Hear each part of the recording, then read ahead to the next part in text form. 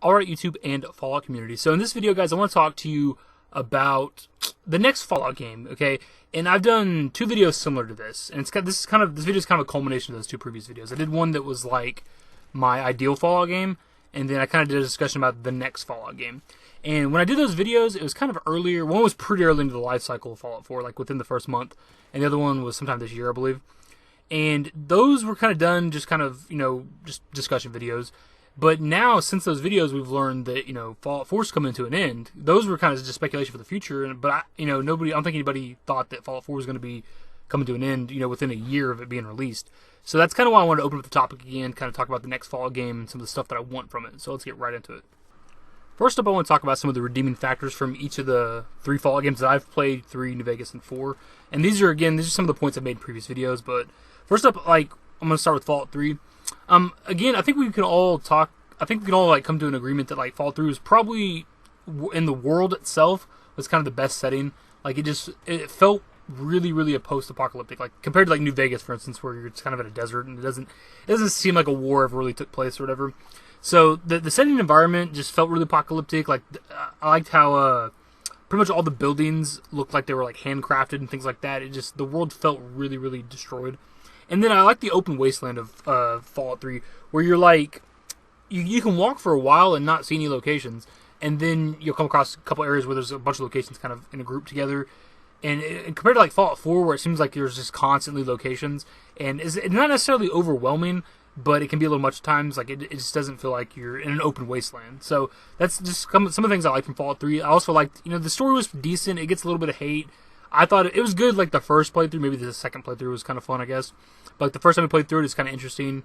Because I was kind of younger then. I didn't really. A lot of people said they kind of guessed what was going to happen, things like that. I really didn't expect the father to die, things like that. So, and on to Fallout New Vegas. There's a lot of redeeming factors about Fallout New Vegas for me. I really liked. I think it has some pretty good choices in it. I loved the weapon variations. There's just a lot more weapon choices compared to 3. I liked ammo types was awesome.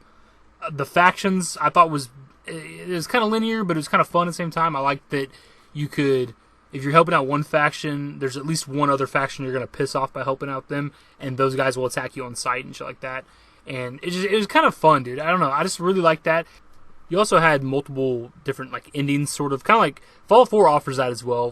Compared to 3 was the same ending no matter what, so it got kind of repetitive. But with New Vegas, you could do the NCR ending, Legion, Independent, whatever. So that was pretty cool. And then again, Fallout 4 offers the same thing. You can do the Brotherhood or Institute, Railroad, all that stuff. So those are pretty good. Those are some other redeeming factors from those games I'd like to see brought into the next Fallout. And now on to Fallout 4. And dude, I've talked so much shit about Fallout 4 over the past almost year now. And honestly, looking back on it, it's really not as bad as a game as I've made it out to be. It's brought so many good things to the series that I'd like to see brought into the next game. For one, the first thing's graphics, dude. I love having a Fallout game with some legit graphics. I can go back and play Skyrim and, Fallout 3 and New Vegas and still enjoy them and have fun and everything. Graphics don't matter to me. I can play, original Nintendo and I can be satisfied. But, it's nice to have good graphics, and that's such a great thing that Fallout 4 brought. And then you had the world itself is good, too, just like I said about Fallout 3. I love the environment and the world of Fallout 4. It's pretty much what 3 is. It's not as dark as 3, because everything's, gray in Fallout 3. It's all, the same color. There's a lot more color and vibrant colors and shit in Fallout 4. The world's a lot more dense. You can go in so many, there's a lot of destroyed buildings. You don't go through loading screens, but you can, go through the doorways, and you can go upstairs, and there's usually shit to loot, and then you can go from rooftop to rooftop, and buildings are 30 stories high and shit. It's just, the world was so good in Fallout 4. They also made enemies very, very legit in 4 compared to what they were in 3 and New Vegas. Yaoguais, they're not super hard to kill in this game, but they're a lot more intimidating than they were in those previous games. Deathclaws are amazing. It's so cool to have for one, just in general, these enemies having not cutscenes, but little kind of scenes when they attack you, the Deathclaw picking you up, or the blood bug landing on you and stabbing you or whatever and sucking your blood. Shit like that is just cool to have those little animations. They did feral ghouls so fucking well. They feel even though they're not really zombies, that's what they made them out to be in Fallout 4, which is so cool because they were never really a threat other than what the feral ghoul reaver, maybe glowing ones in the older games. And also, they brought a lot of different enemy variants in this game. There's just think of how many ghouls there are in Fallout 4. Rad Scorpions were done pretty fucking well, where they burrow underground, they pop up behind you and shit. That stuff's so cool. Blowflies still suck ass, but whatever. I love the legendary enemies and then the weapons and armors that they dropped and the different variants of things. That was pretty cool for the first, month or two of playing Fallout 4. It got stale pretty quick because you start seeing the same stuff and you realize that even like the unique weapons in the game aren't unique really because you can get those same abilities and other stuff. So in the future they could probably improve upon this, maybe actually make the unique and like legendary weapons, like the special weapons, like actually special and different from these like legendary weapons and armors. That's something they could improve upon in the next game, hopefully. And the settlement and crafting system in this game was amazing. Again, even to this day, I've never really gotten to the settlements, but I like them. I want them to come back in the next Fallout game. Maybe make it more in depth with more items and things like that from the get-go, but maybe make it less relevant. They try to tell us, you don't have to do settlements. This is just a whole portion of the game that you don't have to touch ever, but you kind of do because the lack of side quests kind of forces you to do it for the experience. And then like the crafting system, like the weapon mods, the armors, the cooking, like making your own like meds and stuff like that. Like all that was great. That is something I would love to have back as well. Along with this crafting system came the idea that every item had value. Every item could be broken down into multiple resources to build and make things. So that's something that I'm sure most of the things I've listed so far for Fallout 4 are going to make it into the next Fallout game. But I definitely want to see every item having value beyond selling it just for caps at the next vendor. With Fallout 4, we also got a pretty decent story. Now, I'm not somebody who really cares too much about the story for a Fallout game, but it was nice to have a quality story, kind of like the graphics. It's nice to have good graphics as well, and it's nice to have a good story. A good story for a game loses impact the more you play through it. And Fallout series is the kind of games that you replay, multiple times. So having a really good quality story kind of loses impact the more you play it, but it's still nice to have. And last up, I want to talk about the things that I want just introduced in the next game, or things I want to be brought back into the next game. And first up is skills. Skills in the old perk system, because man, I really miss that. That's what made the leveling seem important on this game. You need on Fallout 4, you need a certain level, and that's all you really need, and a certain amount of points into that special stat in order to get the next perk, or next rank of the perk, whatever the case may be. And I miss having to actually decide between the points you put into it. That was actually really fun, and you had to kind of plan your character ahead of time, or you couldn't get certain perks because you had to have 6 in this special stat or 7 in that special stat. And one of the downsides to the current perk system in Fallout 4 is that they cannot introduce any more perks. Now unless they could have done a DLC that added in like an 11th rank to the special stats, and with that they could put one more perk to each special stat, but I doubt they'd ever do that.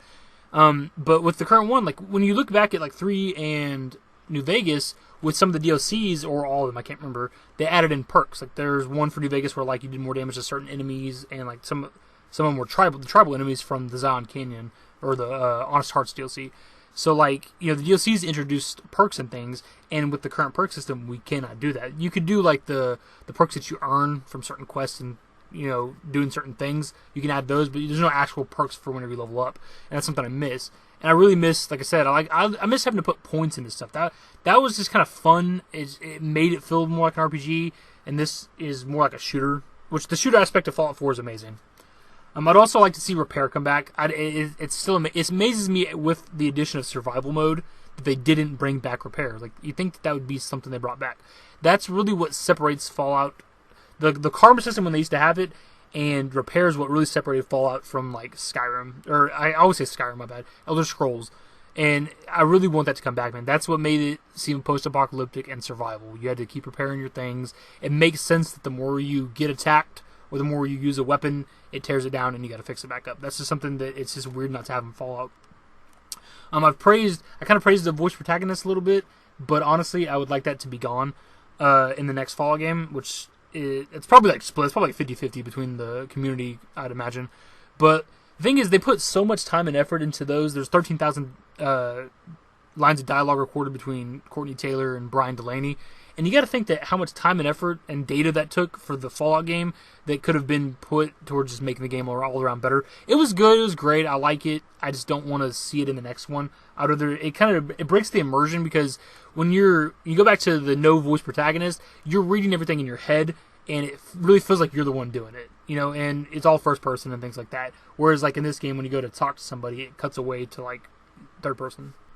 We learned after a while that the karma system in 3 New Vegas didn't really matter, and that doesn't mean that I wouldn't like to see it come back. Now, there's really no downside to it, or it wasn't that impactful. Like in 3, if you were like a really bad guy, the regulators would come attack you. A group of regulators would randomly spawn and kill you, or try to attack you. And if you were a really good guy, the talent company would. So it just kind of varied. That was it. And then like in New Vegas, if you were bad enough with a faction, like if the Legion hated you enough, they'd randomly attack you, and the NCR would randomly attack you. If you were bad with them too. So that was that wasn't really a karma thing. It's more of a faction thing. But regardless, they could bring it back and make it matter. I don't know exactly how. Maybe if you're bad enough, like good guys in like towns will like shun you. You can't buy things from vendors. Maybe if you're bad enough, or vice versa. And they have like say in Skyrim, they have people called fences that you can sell things to, like stolen items and things like that. Maybe that's how you got to go about selling your things. If you're like really bad karma and like towns won't sell to you, maybe you can find like a guy in the town who's like a bad dude who you can sell stolen things to, and just in general sell things to him and all that shit. That could be a way to do it. And then last up, I want a fully fledged out map. Fallout 4, half of the fucking map is water, and it does not matter.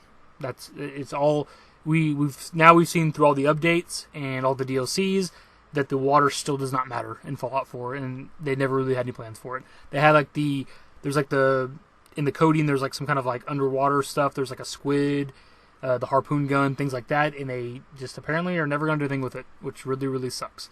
Actually, also, one last thing I'd like to see is some kind of timeline change, because between the events of Fallout 3 and Fallout New Vegas and Fallout 4, the entire timeline change is only 10 years, because Fallout 3 took place in 2277, New Vegas was 2281, and Fallout 4 was 2287.